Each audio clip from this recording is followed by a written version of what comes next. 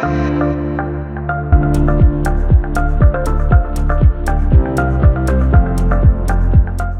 everybody, this is my Surface Pro 4. I bought it couple years back and today you can see the screen is coming out because of battery bulging inside. This is the driver for me to search for options, what should be my next computing device. And finally I decided to build my own PC of my own where I will get the utter flexibility of changing the pairs.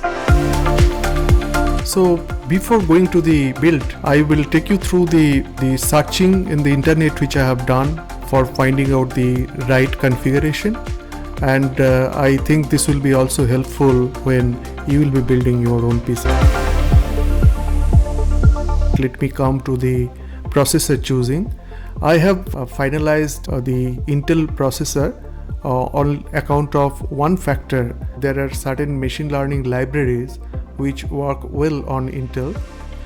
The main advantage of AMD although would be multiprocessing capability, which would be good for many of the machine learning models, but there are cases and there are processes, for example, if it is reinforcement learning, then Intel processor I thought would be giving you better result in terms of performance on the single core. Then the question came, the i7 or i9. I researched it and found that there are basically 20% performance improvement, but you see the cost, it is double. So I thought that it is not that much of requirement, and if many of my jobs are able to do the multi-core processing, I would rather invest that money on the GPU. There is one more factor which you should be careful, that this processor with K option comes with inbuilt graphics controller. So only with the processor you should be able to get the display output. So you should be careful that when you are choosing this, and on day one if you are not buying the GPU, then you should go for K option.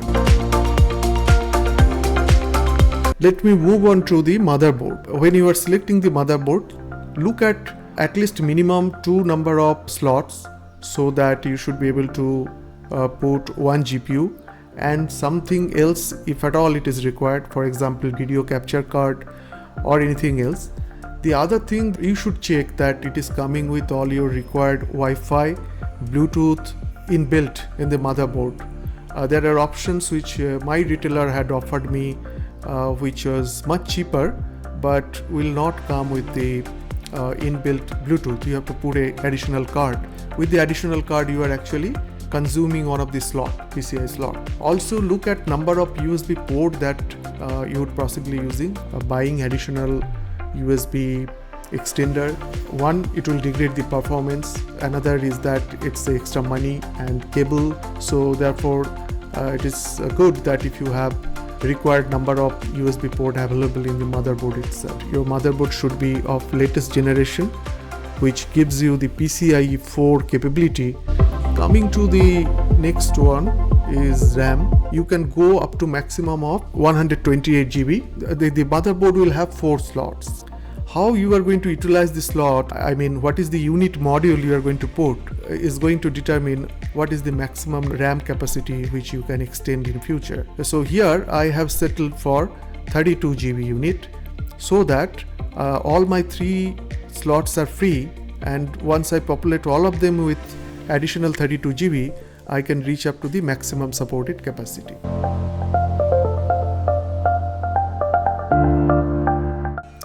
SSD is pretty standard, just go through the maximum speed it gives. I have settled for 7000 MB. You can see this is selected here. Yeah, here also it is there. So this is the speed you can, or better you can look for, but there again this is related to the motherboard version I spoke about. They should be the PCIe 4 compatible, otherwise you will not be able to achieve this speed.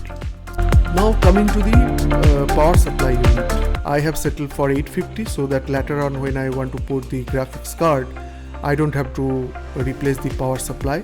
They comes in various ratings, whether they are gold rating and platinum rating, silver rating, etc. Once it is platinum, your efficiency of the power supply will be more, which means they will be giving very close to the rated power supply which is mentioned here. Wastage will be minimum. The second factor which I have also looked at is that the cable option. So when we talk about fully modular power supply, they comes with the cable to be inserted in a modular fashion, which means that if you don't need that cable, you just don't insert it, you keep it aside. So that kind of makes you very clean space for you to work and to maintain your PC in future. So modular is a good option. And the third aspect is that how much noise it makes. So after going through the review in Amazon, I have found that this particular model everybody have recommended. Then coming to the cooling option, my assumption is that the liquid cooling will give me lesser noise and higher efficiency.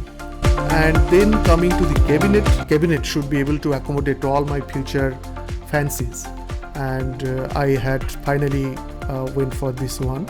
Make sure that when you are ordering all these parts, you are also taking a wristband for making sure that the electrostatic current is not damaging your motherboard or electronic components. Also the thermal paste for mounting the cooling kit, etc. Those are some of the additional accessories you might be requiring. I also realized that I would be requiring one USB for downloading the operating system and installing it. So these are some of the things.